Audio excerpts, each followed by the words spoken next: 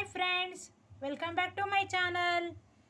ಇವತ್ತು ನಾವು ಸೋರೆಕಾಯಿ ಗ್ರೇವಿ ಮಾಡೋದನ್ನ ತೋರಿಸ್ತೀವಿ. ಬನ್ನಿ, ಸೋರೆಕಾಯಿ ಗ್ರೇವಿಗೆ ಏನೇನು ಪದಾರ್ಥ ಬೇಕಂತ ನೋಡ್ಕೊಂಬರೋಣ. ನೋಡಿ, ಇವಾಗ ಸೋರೆಕಾಯಿ ಗ್ರೇವಿ ಮಾಡ್ತಾಯಿದ್ದೀವಿ. ಒಂದು ಸೋರೆಕಾಯಿ ಕಟ್ ಮಾಡ್ಕೊಂಡಿದ್ದೀವಿ.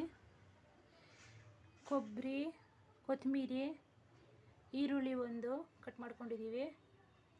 ಬೆಳ್ಳುಳ್ಳಿ, ಶುಂಠಿ, ಹೆಸರುಬೇಳೆ, ಅರಿಶಿನ ಪೌಡ್ರು, ಧನಿಯಾ ಪೌಡ್ರು, ಖಾರದ ಪುಡಿ, ರುಚಿಗೆ ತಕ್ಕಷ್ಟು ಉಪ್ಪು, 2 ಟೊಮಾಟೊ ಕಟ್ ಮಾಡ್ಕೊಂಡಿದ್ದೀವಿ.